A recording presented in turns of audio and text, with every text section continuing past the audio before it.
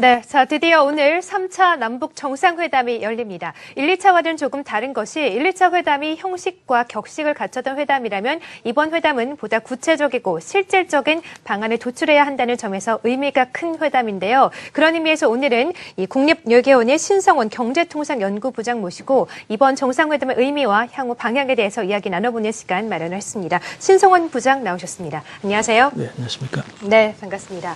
자, 최근 남북 정상회담 또 북미 정상회담 회담이 많다 보니까 부장님을 참 자주 뵙는 것 같은데요. 네. 이번 3차 남북 정상회담 또 소회가 남다르실 것 같고 이번 3차 남북 정상회담은 또 큰 의제, 과제가 있지 않습니까? 그 의제와 과제에 대해서도 먼저 좀 말씀을 부탁드릴게요. 네, 우선 이번 3차 정상회담은 금년은 좀 정상회담이 좀 이렇게 정례화되는 세 번이나 개최되는 그런 중요한 의미를 가진 해인데요. 이번에는 이제 과거에는 그 핵 문제가 의제화되지 않았었습니다. 근데 이번에 북한 핵 문제가 이제 가장 중요한 의제가 되고 또 군사적 긴장 완화 문제가 중요한 또 논의사항이 될 것입니다. 그래서 이번에 그 핵 문제에 대해서 어떻게 어느 정도의 진전을 이룰 수 있느냐 하는 것이 관심사항이라고 생각을 합니다. 네, 그렇습니다. 부장님 말씀해 주신 것처럼 이번 회담의 가장 큰 의제는 아무래도 이 비핵화 문제가 될 것 같고요. 또 북한과 우리나라 간의 군사적 긴장 완화 문제가 가장 큰 의제가 될 것으로 보여지는데 그래서 우리나라도 그렇고 외신에서도 그렇고 문재인 대통령의 역할이 굉장히 중요할 것이다. 북미 관계 가교 역할을 잘 해야 한다. 이런 분석들이 나오고 있는데 문재인 대통령의 역할에 대해서는 어떻게 좀 보십니까? 네, 대통령께서는 어제도 그 말씀하셨습니다만. 네, 회의를 또 수집하셔서 말씀하셨죠. 하여튼 그 굉장히 그 진정성을 가지고 김정은 위원장하고 격의 없이 대화를 좀 해보겠다 이렇게 말씀을 하셨습니다. 저는 그 말씀이 굉장히 중요하다고 생각하고요. 사실은 저희보다는 김정은 위원장의 그 어떤 얘기를 하느냐 거기에 많이 달려 있다고 생각을 합니다.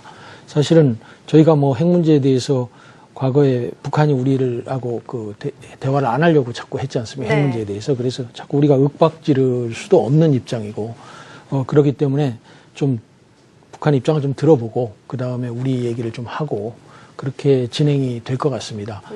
그 문제에 대해서 집중적인 대화가 있을 걸로 그렇게 생각을 합니다. 그 외에 뭐 이산가족 문제, 또 군사적 긴장 완화 문제, 또 경제협력 문제, 뭐 이런 것도 논의가 되겠습니다만은, 기본적으로 핵 문제에 대해서 진전을 이루어야 다른 분야에 또 긍정적인 영향을 미치기 때문에 북한 핵 문제에 대해서 좀 진전사항이 나오기를 기대합니다. 네, 그런 의미에서 문재인 대통령의 역할이 상당히 좀 중요하겠죠. 김정은 위원장과 어느 정도 심도 있고 진정성 있는 대화를 할 것인지 또 어느 정도 좀 비핵화 로드맵을 이끌어낼 수 있을지 그런 면에서 문재인 대통령의 역할이 참 중요한 회담이다. 이런 분석들이 나오고 있는 것 같습니다. 자, 비핵화 문제는 잠시 후에 좀 다시 여쭤보기로 하고요. 남북 경협 문제 좀 여쭤보도록 할게요. 이번에 특별 방문단이 52명으로 구성이 됐는데 17명이 경제 관련 인사들로 구성이 됐거든요. 남북 경협에 대해서는 할 수 있다. 아직은 좀 이르다 이런 분석들이 좀 왈가왈부한 상태인데 남북 경협에 대해서는 어떻게 생각을 하십니까?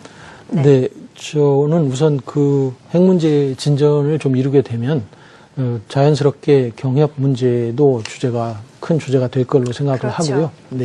우선 지금 저는 경제인들이 많이 지금 참여하는 거는 우선 북한에게 어떤 그 긍정적인 그 핵 문제가 좀 진전이 되면 우리가 좀 노력을 해서 적극적으로 남북 간의 협력이 경제적인 협력이 이루어질 수 있다라는 그런 어떤 그 시그널을 좀 주기 위해서 그런 어떤 이번에 방문을 통해서 어떤 구체적인 합의가 이루어지리라고는 생각하지 않습니다. 또 그것도 그 대북 제재에도 문제가 있고요. 그렇기 때문에 저는 우선 이런 김정은 위원장에게 우리 여러 기업들이 가서 같이 얘기도 좀 들어보고 서로 대화를 통해서 어떤 미래의 그 희망 같은 걸 줄 수 있기 때문에 그런 점에서는 좀 필요하다고 생각합니다. 그러니까 어찌됐든 간에 이 김정은 위원장을 비롯한 북한의 그 남북 경제 협력에 대한 희망의 실마리를 제공한다는 점에서는 긍정적이다라고 말씀해 주셨는데 말씀을 해주신 것처럼 일단 미국의 대북 제재가 좀 완화돼야 한다는 선제 조건이 있잖아요. 그 16일에도 미국에서 유엔 안보리에서 긴급 회의를 열어서 대북 제재를 좀 더 옥죄하는 모습이거든요. 지금 더 미국이 대북에 대해서 좀 더 강하게 나가는 입장인데 이런 대북 제재 완화가 좀 어느 정도 현실 가능성이 있다고 좀 보십니까? 지금 네. 우선 그 북한이 네. 핵 문제에 대해서 우선 자기가 갖고 있는 북한 핵 프로그램에 네. 대해서 내가 뭐뭐뭐 갖고 있다라고 신고를 좀 잘 해줘야 됩니다. 핵 신고요? 네, 핵 프로그램에 대한 신고. 그렇죠. 그 다음에 이제 그 어떤 계획으로 앞으로 이 핵 문제를 우리가 비핵화를 할 것인지에 대한 장래 그 계획. 비핵화 계획에 대해서 좀 얘기를 해줘야 됩니다. 뭐 지난번에 우리 특사단이 갔을 때 2020년까지 비핵화를 하겠다. 그렇죠. 이렇게 트럼프 얘기를. 대통령 임기 아니겠습니까? 그렇습니다. 네네. 그래서 그런 이제 일정을 제시를 했는데 좀 더 구체적으로 좀 일정을 제시를 해줄 필요가 있습니다.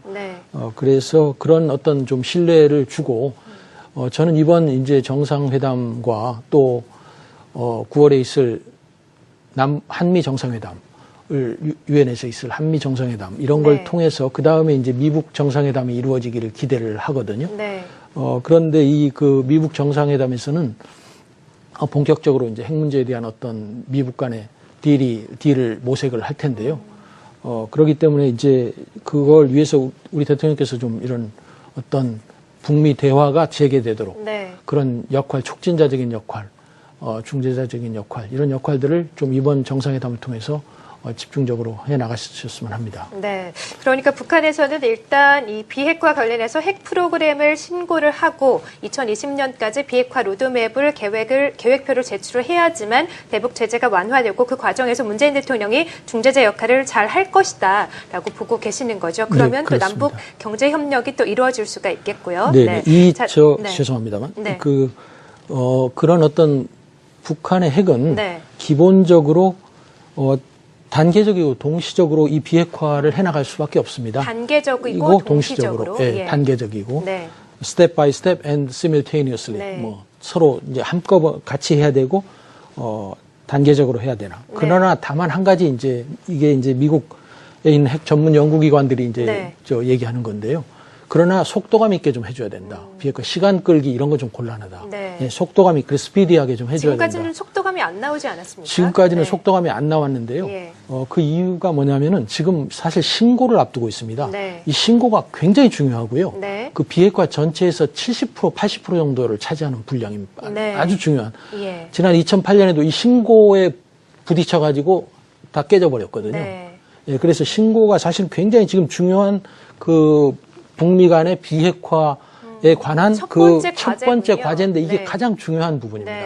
이걸 넘어서면, 이걸 넘어서면 그 다음부터는 사실은 굉장히 그 스무스하게 풀려나갈 수 있는데요. 그래서 이 신고가 굉장히 중요합니다. 그래서 가장 어려운 부분입니다. 그래서 이게 지금 진통을 겪고 있는 건데요. 저는 그 미국이 트럼프 대통령이 좀 종전선언에 대해서 성의를 보일 필요가 있다고 생각합니다. 북한도 비핵화 신고나 그런 어떤 구체 일정 제시 문제에 대해서 좀 더 전향적으로 좀 나와야 된다고 생각합니다. 그래야지만이 지금 이 굉장히 이 정체된 그 협상 상황이 좀 풀려나갈 것입니다. 그런 점에서 이번 남북 정상회담이 굉장히 기대가 되고 있습니다. 그러니까 말씀을 좀 정리를 해보자면 북한은 일단 핵 신고를 해야 되는데 단계적이고 동시적이고 속도감 있는 핵 프로그램 신고를 해야 되고 이에 상응해서 미국도 이 종전선언에 대한 어느 정도 신뢰감, 어느 정도 진정성 있는 태도를 보여줘야 한다. 그렇습니다. 그래야 북미 정상회담이 좀 이루어지고 오늘 있을 남북 정상회담도 성공적으로 개최가 될 것이다 라고 보고 계시는 거군요. 그렇습니다. 자, 앞서서 미국 이야기를 해주셨으니까 좀 다른 나라 상황을 좀 살펴보도록 하겠습니다. 지금 트럼프 대통령도 그렇고 중국의 시진핑 주석도 그렇고 오늘 있을 남북 정상회담을 굉장히 주목하고 있는데 미국과 중국의 상황을 고려했을 때 오늘 정상회담은 어떻게 좀 예상을 하세요?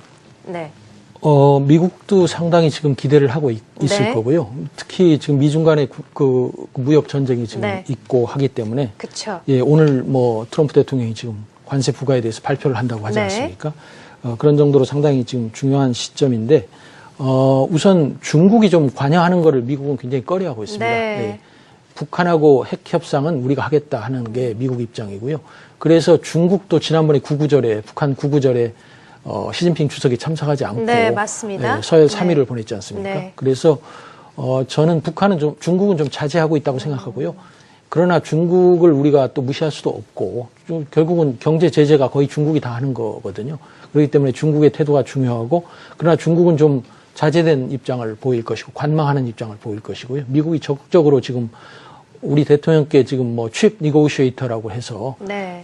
주요한 협상과 지휘를 좀 한번 해보십시오 하고 이렇게 말씀도 하시고 그랬는데 트럼프 대통령도 지금 굉장히 기대를 하고 있습니다. 왜냐하면 네. 지금 11월에 중간선거가 있거든요. 근데 중간선거 앞두고 좀 지지율이 좀 많이 하락하고 있어서 트럼프 대통령도 이번 회담을 좀 지켜보면서 이번 회담이 잘 안 된다면 중간선거 전에 대북 입장을 좀 더욱더 강경하게 나갈 수도 있다는 이런 분석도 좀 함께 나오고 있거든요. 어떻게 좀 보십니까? 네, 네 트럼프 대통령은 제 생각에는 네. 좀 현재의 그 긍정적인 메시지, 네. 또 김정은 위원장에 대한 굉장히 좋은 호감, 이런 것들을 지속할 걸로 봅니다. 네, 네 그러나 그 보좌진들이 네. 볼튼 안보보좌관이나 네. 또는 폼페이오도 마찬가지입니다. 맞습니다. 국무장관, 네. 이 지금 다 그 부통령 네. 이런 분들이 굉장히 강경파들입니다. 그렇죠. 네, 그래서 보좌진들이 굉장히 강경파들이 포진하고 네. 있기 때문에 사실은 그래서 어떻게 보면 트럼프 대통령도 그 종전선언이나 이런 문제에 대해서 진전된 입장을 못 내놓는 겁니다. 네, 북한이 먼저 좀 움직여달라 네. 이런 거거든요. 네. 그래서 우리 대통령께서 그 중간자적인 역할을 지금 저는 잘 하고 계시다고 보고요. 네. 진정성 있는 분이기 때문에 굉장히 그 뭔가 돌파를 마련해낼 수 있으리라고 생각합니다. 이번 네, 회담에서. 그렇군요. 네. 자, 어쨌든지 간에 이번 회담을 통해서 북한은 좀 더 핵 프로그램 신고에 있어서 진정성 있고 속도감 있고 단계적인 핵 프로그램을 신고할 필요가 있겠고 트럼프 대통령도 종전선언에 대해서 보다 좀 진정성 있는 제스처를 취할 필요가 있겠다. 이런 상황이 좀 만들어진다면 정상회담은 좀 성공적이 될 것이다라고 보고 계시는 것 같아요. 그렇습니다. 자, 어쨌든 오늘은 일단 남과 북의 두 정상이 만나지 않습니까? 두 정상이 만나는 만큼 두 정상이 이루어내야 할 선행 과제도 있을 것이고 역할도 있을 텐데 그 부분 말씀을 좀 부탁드리겠고 우리 국민들도 통일을 또 바라고 있거든요. 국민에게 당부하신 말씀도 함께 좀 부탁드릴게요. 네네. 네. 그 전에 한 가지만 좀 말씀을 드리면요. 네, 해주시죠. 네, 북한이 네. 지금 미사일 실험과 핵 실험을 네. 안 하고 있는 게 벌써 10개월이 넘었습니다. 예, 그래서 그렇죠. 우리가 그거를 좀 평가를 할 필요가 있는데요. 왜냐하면은 이런 것입니다.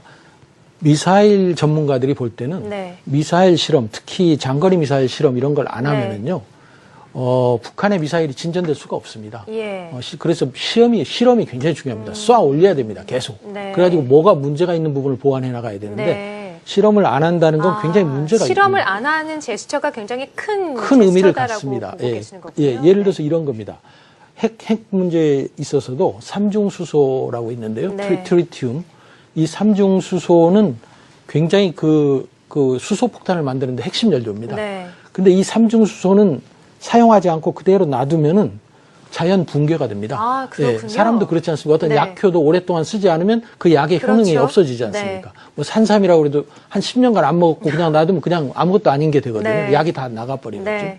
그래서 그런 거가 있기 때문에 이런 어떤 실험을 안 한다든가 이런 동결 조치를 취한다든가 이런 거에 대해서 우리가 전문가적인 입장에서 보면 굉장히 의미가 있는 겁니다. 그래서 그러네요. 트럼프 대통령이 계속 뭐 11개월째 지금 뭐 핵실험을 안 하고 있다. 네. 미사일 실험을 안 하고 있다. 매우 네. 좋은 일이다. 그렇죠. 뭐 이렇게 계속 이 개월수를 얘기를 하고 있거든요. 네, 말하고 있죠. 그게 전문가들 볼 때는 굉장히 의미 있는 얘기입니다. 네. 그 전문가의 의견을 받아서 아마 그렇게 얘기를 하고 있는 것 같습니다. 네. 마지막으로 우리 국민들께 말씀드리고 싶은 거는 우리가 독일의 그 경우를 좀 우리가 좀 본받아 알 필요가 네. 있다. 독일은 1870년에 비스마르크가 통일을 했거든요. 그렇죠. 그 다음에 이제 20세기 초에 두 번의 세계대전을 일으키고 또 그럼에도 불구하고 폐허가 된 상태에서 또 1990년에 또 통일을 해냈습니다. 네. 결국은 얼마 되지 않은 기간에 통일을 이루어내고 유럽의 최강경제 대국이 되고 뭐 이런 겁니다. 네, 그렇죠. 예, 그러니까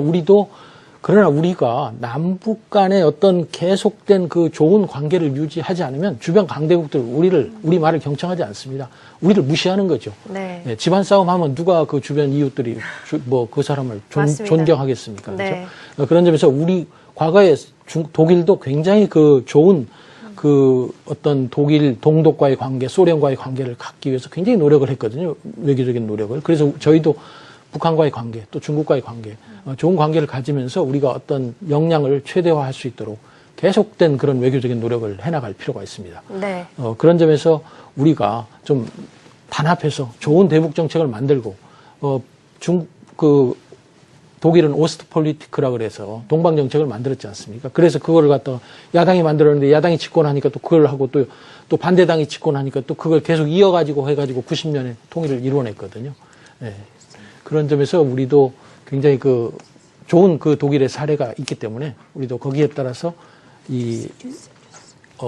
굉장히 어떤 단합된 네. 어떤 통일된 그런 적어도 통일 문제에 관한 한 그리고 주변국 외교에 관한 한 그런 입장을 취해가면서 가는 게 중요하다고 생각합니다. 네, 알겠습니다.